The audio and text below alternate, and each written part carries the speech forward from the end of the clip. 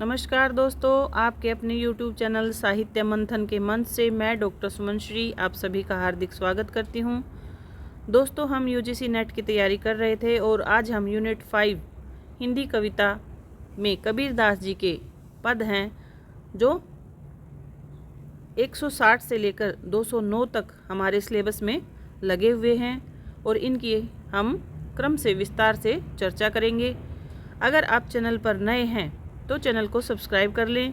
अगर आपने class join नहीं की है तो इसे भी कर लें, क्योंकि YouTube पर एकमात्र ऐसा चैनल है जिस पर आपको यूनिट 1 से लेकर यूनिट 10 तक संपूर्ण सामग्री एक ही स्थान पर और क्रमबद्ध रूप से आपको मिलेगी।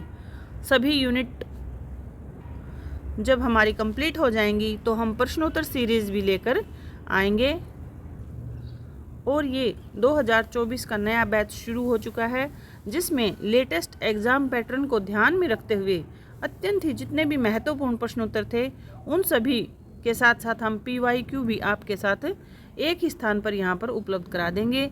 अगर आप क्रम से सभी वीडियोज़ को और जितनी भी यूनिट हैं उन सभी की जितनी भी वीडियोज़ हैं और प्रश्नोत्तर सीरीज़ को आप प्राप्त करना चाहते हैं तो चैनल को सब्सक्राइब ज़रूर कर लें और अपने लक्ष्य की ओर क्रम से बढ़ते रहें। अगर आप यूनिट 1 से लेकर यूनिट 10 तक की वीडियोज़ में अब तक की वीडियोज़ आप पाना चाहते हैं तो आप चैनल को सब्सक्राइब कर लें और लगभग 40 वीडियोज़ अब तक इस चैनल पर उपलब्ध हो चुकी हैं आपको, ठीक है, और जिनको आप प्लेलिस्ट में जाकर देख सकते हैं, ठीक है। वैसे तो कबीरदास जी की जो भाषा है वो अत्यंत ही आसान है। अगर आपका हिंदी में थोड़ा सा भी इंटरेस्ट यानी रुचि है तो आप उन्हें अच्छे से समझ लेंगे। दोस्तों, अगर आप कबीर के जीवन और उनके कृतित्व यानी उनकी जितनी भी रचनाएं हैं उन सभी के बारे में जानना चाहते हैं तो कमेंट करें, जिसके लिए मैं एक अलग से वीडियो बना दूंगी, ठीक है। तो चलिए शुरू करते हैं आज की क्लास, जिसमें हम पद संख्या 160 से शुरू करेंगे और जितने भी पार्ट बनेंगे वो क्रम से आपको यहाँ मिल जाएंगे, जिसके लिए आपको चैनल को सब्सक्राइब ज़रूर करना है। जैसा कि हम सब जानते हैं कि कबीरदास जी संत थे, ठीक है, और वे गुरु की महिमा को अत्यंत ही महत्व देते हैं। तो चलिए समय को व्यर्थ न गंवाते हुए हम अपने लक्ष्य की ओर अग्रसर होते हैं। देखिए समय बहुत कम है और सिलेबस बहुत विस्तृत है, ठीक है। तो आप क्रम से अच्छे से सभी वीडियोज़ को देखें और अपने नोट्स भी बनाते जाएं ताकि लास्ट में आपको रिवीजन में हेल्प मिलेगी, ठीक है। तो चलिए शुरू करते हैं आज की वीडियो। पद संख्या 160। देखिए कबीरदास जी के पद संख्या 160 से लेकर 209 तक हमारे सिलेबस में लगे हुए हैं और इनके संपादक हैं हजारी प्रसाद द्विवेदी, ठीक है, ये भी आप याद रखेंगे। पद संख्या 160 में लोकामति के भोरा रे, जो काशी तन तजे कबीरा, तो राम ही कहानी हो रा रे, तब हम वैसे अब हम ऐसे, इहे जन्म का लाहा रे, राम भक्ति परी जाको हित चित, ताको अरिचत कहाँ रे। आगे देखते हैं।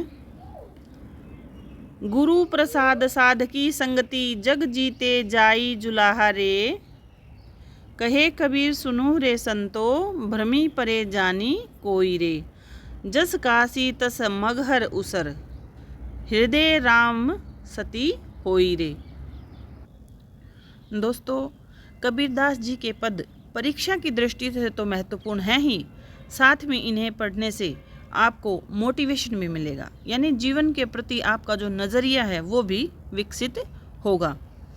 एक बात और मैं आपको बता दूं, व्याख्या से पहले कुछ महत्वपूर्ण पॉइंट हैं जो आपको ध्यान में रखने हैं, क्योंकि इन पदों में जब हम इनकी व्याख्या करेंगे तो उन पॉइंट्स को आप ध्यान में रखेंगे, क्योंकि इन्हीं की चर्चा कबीरदास जी ने बार बार की है।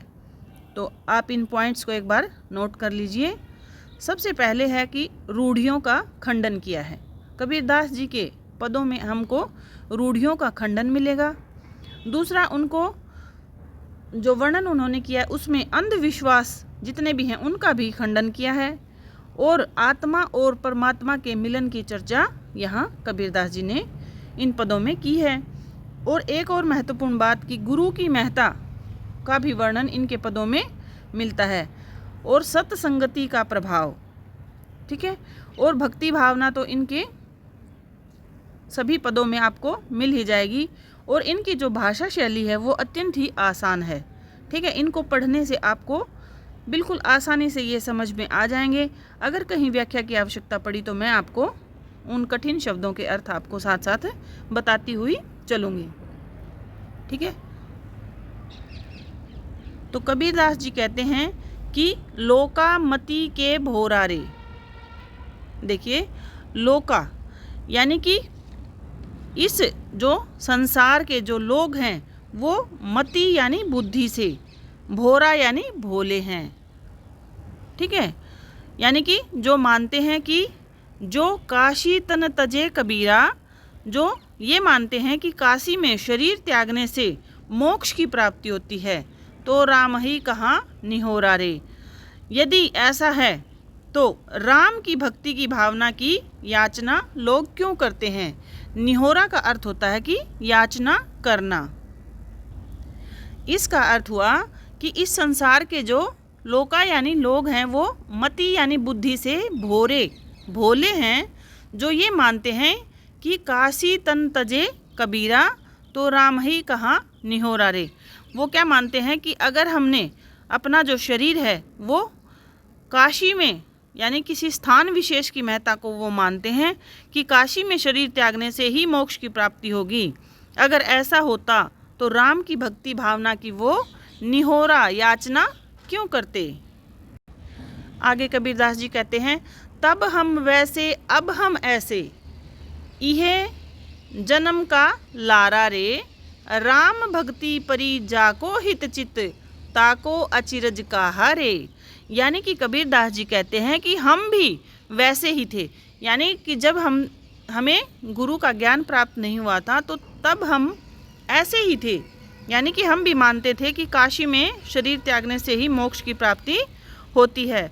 लेकिन जब गुरु से मिलन हो गया, यानी कि अब हम ऐसे, यानी कि अब हम ऐसे हो गए हैं, यानी कि अब हमें गुरु का जो ज्ञान प्राप्त हो गया है, तो इसके कारण हमारे जो विचार हैं वो भी बदल गए हैं, ठीक है। और अब हमें पता चल गया है कि किसी स्थान विशेष का जन्म या मृत्यु से कोई लाभ नहीं होता।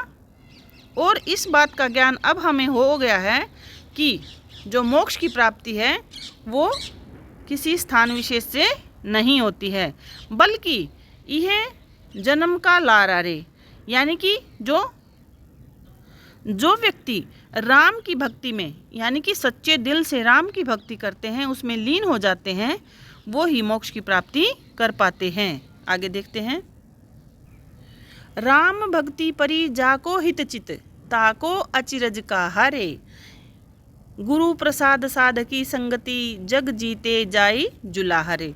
यहाँ पर कबीरदास जी कहते हैं कि राम भक्ति परी जाको हित चित, यानी कि जिसके हृदय में राम की भक्ति है वो मोक्ष की प्राप्ति कर ही लेगा। ताको अचरज का हारे, इसमें कोई अचरज या आश्चर्य नहीं है। गुरु प्रसाद साधकी संगति, यानी कि कबीरदास जी आगे कहते हैं कि गुरु की कृपा से और साधुओं की संगति से। देखिए, गुरु की महत्ता का यहाँ पर कितना अच्छा वर्णन किया है। और साधक की संगति, यानी कि दो लोगों के प्रभाव से हम मोक्ष की प्राप्ति है वो कर पाएंगे। एक तो गुरु की प्रसाद यानी कृपा से, और साधक की संगति और साधु जनों की संगति से, यानी जो लोग साधु जन हैं उनकी संगति में भी अगर हम रहेंगे तो भी हम मोक्ष की प्राप्ति कर पाएंगे। और जग जीते जाई जुलाहरे, यानी कबीरदास जी अपने आप को भी जोड़ते हुए कहते हैं कि साधुओं की संगति से ही मुझे ये ज्ञान प्राप्त हुआ कि किसी भी स्थान विशेष का मोक्ष से कोई संबंध नहीं है, यानी कि केवल राम भक्ति, यानी राम भक्ति ही है जो हमें मोक्ष की प्राप्ति करा सकती है, ठीक है। तो इसलिए राम की भक्ति ही आवश्यक है। और ये जो ज्ञान है ये मुझे कहाँ से प्राप्त हुआ? मेरे गुरु की कृपा से प्राप्त हुआ। और जो साधु लोगों की जो संगति थी, यानी जो अच्छे लोग थे, उनकी संगति से ही मुझे ये ज्ञान प्राप्त हुआ। आगे कबीरदास जी कहते हैं, कहे कबीर सुनो रे संतो, यानी कबीरदास जी कहते हैं कि हे संतो सुनो, भ्रमी परे जिनी कोई रे, जस काशी तस मगहर ऊसर। ठीक है, यानी जैसी काशी है वैसा ही मगहर है। मगहर एक स्थान का नाम है। हृदय राम सती होई रे। इसलिए कबीरदास जी कहते हैं कि कहे कबीर सुनो रे संतो, भ्रमी परे जिनी कोई रे, जस काशी तस मगहर ऊसर, हृदय राम सती होई रे।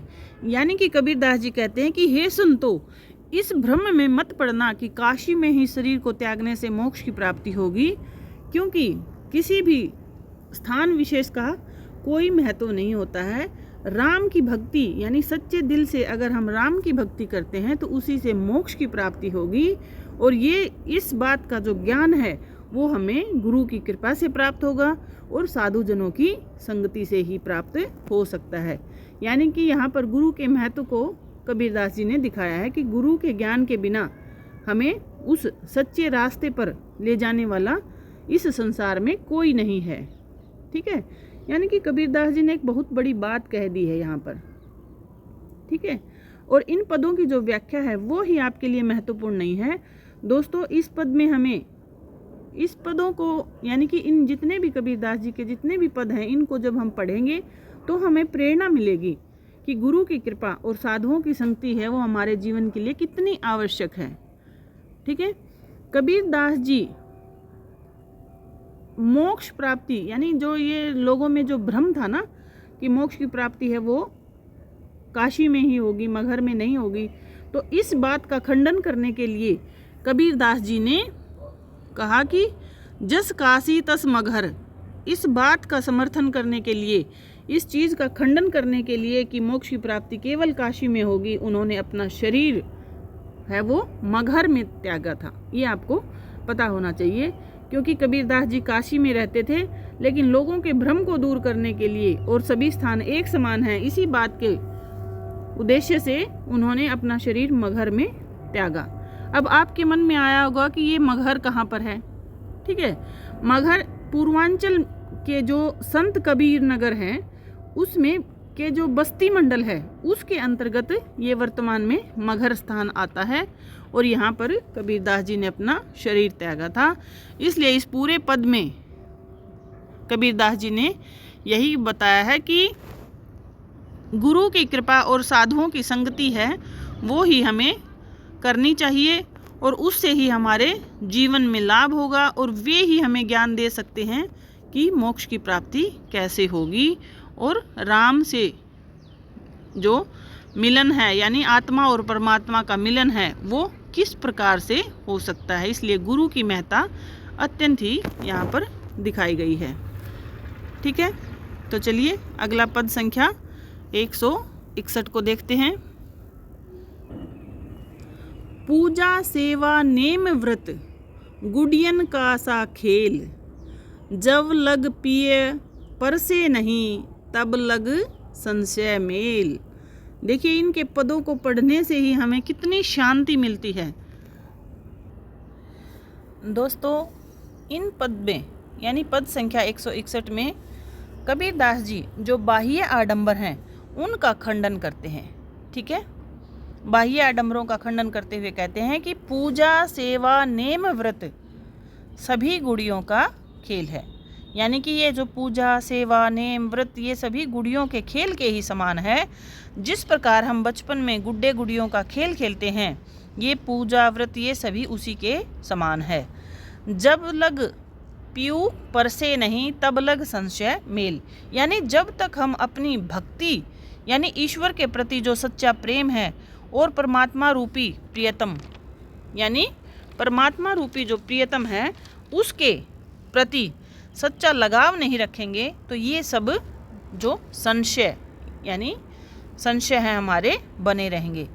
यानी कि यहाँ पर कबीरदास जी कहते हैं कि अगर हमारे आचरण में शुद्धता नहीं है और मन में अच्छे विचार नहीं हैं तो चाहे हम लाख जितने भी जो पूजा नेम व्रत ये सब करें उनका कोई फ़ायदा नहीं होगा।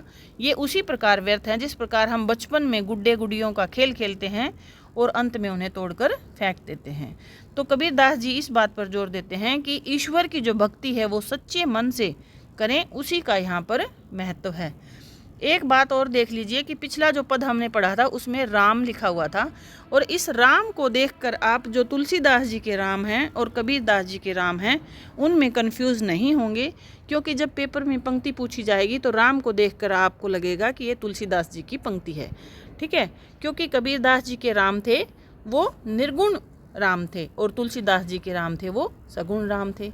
ठीक है, वैसे तो हमें इन पंक्तियों को पढ़ने से पता चल जाएगा, लेकिन फिर भी आप राम को देखकर तुलसीदास जी को नहीं लगाएंगे और उन्हें अच्छे से पढ़ेंगे और उनको समझेंगे, फिर आप उसका आंसर देंगे। ठीक है, तो चलिए अगला पद करते हैं, पद संख्या 162। जाति न पूछो साध की, पूछ लीजिए ज्ञान, मोल करो तलवार का, पड़ा रहने दो म्यान। हस्ती चढ़िए ज्ञान को, सहज दुलीचा डारी, स्वान रूप संसार है, भूकन दे झक मारी। देखिए इनको पढ़ते हैं तो कितना आनंद आता है हमें। ठीक है, और अब हम इसके अर्थ को भी समझते हैं।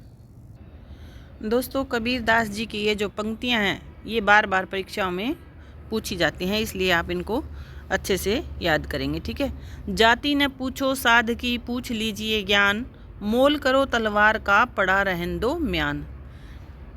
देखिए, जैसा कि आप सब जानते हैं कि कबीरदास जी रामानंद के प्रभाव में भी रहे हैं, और एक और पंक्तियां आती हैं, आप उन पंक्तियों में और इन पंक्तियों में कंफ्यूज नहीं होंगे और अच्छे से याद रखेंगे कि जो और अन्य पंक्तियां आती हैं वो हैं, जाति पाति पूछे नहीं, हरि को भजे सो हरि का होय।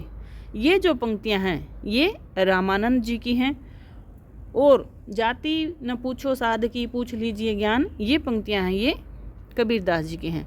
एक बार मैं फिर से वो पंक्तियां बता देती हूँ जो रामानंद जी की हैं, क्योंकि कबीरदास जी रामानंद के प्रभाव में रहे हैं तो उनका प्रभाव भी कबीरदास जी पर पड़ा है। तो रामानंद की जो पंक्तियां हैं वो आप नोट कर लीजिए। जाति पाति पूछे नहीं, हरि को भजे सो हरि का होय। ठीक है, और ये जो कबीरदास जी की पंक्तियां हैं ये हमारे सामने लिखी हुई हैं।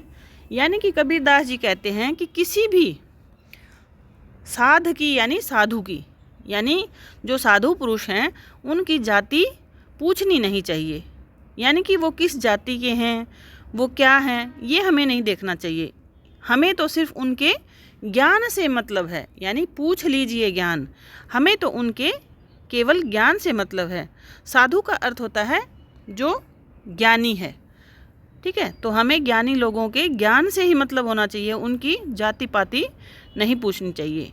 यानी कि कबीरदास जी के समय में भी आप देख सकते हैं कि जैसा इन पंक्तियों में वर्णन किया है, इसीलिए किया है क्योंकि उस समय में भी जो जातिवाद था वो चरम पर था। ठीक है, इसलिए ये कबीरदास जी ने कहे हैं।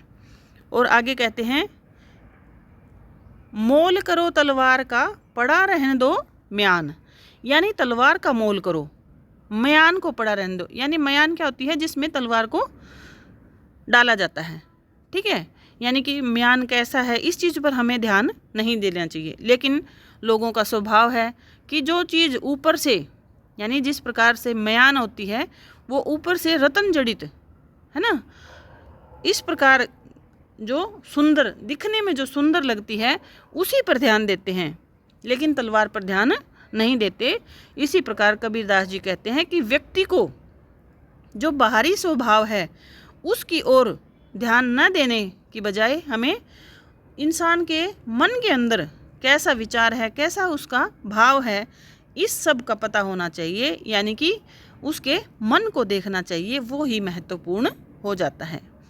आगे कहते हैं, हस्ती चढ़िए ज्ञान को, सहज दुलीचा डारी, स्वान रूप संसार है, भूकन दे झक मारी। यानी कि कबीरदास जी कहते हैं कि जो ये संसार है ना, जो ये सांसारिक लोग हैं, ये श्वान यानी कि कुत्ते के समान है, यानी कि जो सांसारिक लोगों की तुलना है वो कुत्ते के समान की गई है, यानी कि यहाँ पर रूपक अलंकार है। ठीक है, यानी संसार के जो जितने भी लोग हैं वो कुत्ते के समान हैं, बिना कारण के ही भोगते रहते हैं। ठीक है, यानी कि कहने का तात्पर्य ये है कि जो कबीरदास जी इस बात पर जोर देते हैं कि जो लोग अज्ञानी होते हैं, यानी कि जिन्हें वास्तविकता का ज्ञान ही नहीं होता, वो बिना कारण ही व्यर्थ की बातें करते हैं और हमें उन पर ध्यान नहीं देना चाहिए, यानी उनकी परवाह नहीं करना चाहिए। किस प्रकार? जिस प्रकार हाथी, देखिए, श्वान रूप संसार है भूकन दे जक मार, यानी हाथी चढ़िए ज्ञान की, यानी कि जिस प्रकार से हाथी बिना परवाह किए अपनी मस्ती में चलता रहता है, उसी प्रकार अपने आप को हमें भी उसी प्रकार से जो अज्ञानी व्यक्ति हैं उनकी बातों से दूर रखना चाहिए। ठीक है, और आपने एक वास्तविक जीवन में एक पंक्ति और भी सुनी होगी कि हाथी चले बाजार और कुत्ते भौंके हजार, यानी कि हाथी है वो अपनी मस्ती में चलता रहता है और कुत्तों की परवाह नहीं करता है। उसी प्रकार से ये जो पंक्तियां हैं, ऊपर की 2 पंक्तियां हैं, इनमें तो कबीरदास जी ने कहा है कि ज्ञान को महत्व देना चाहिए। अगर ज्ञान को महत्व देते हैं तो ही हमारे लिए वो महत्वपूर्ण है। ठीक है, और अज्ञानी की हमें परवाह नहीं करनी चाहिए। ठीक है, और इसमें कबीरदास जी कहते हैं कि जो व्यक्ति का जो बाहरी स्वभाव है उसको न देखकर उसके अंदर, यानी उसके मन में, यानी उसके जो विचार हैं उन्हीं को महत्व देना चाहिए। ठीक है, तो चलिए, जितने भी पद मैंने आपको यहाँ आज की इस वीडियो में पढ़ाए हैं उनको आप अच्छे से याद कर लीजिए, उनके जो भाव हैं उनको आप समझ लीजिए, और जो पंक्ति आएगी उसको आप पेपर में पहचान पाएंगे। ठीक है, तो अगली वीडियो में मिलते हैं पद संख्या 163 से। चलिए, तब तक के लिए धन्यवाद। जय हिंद।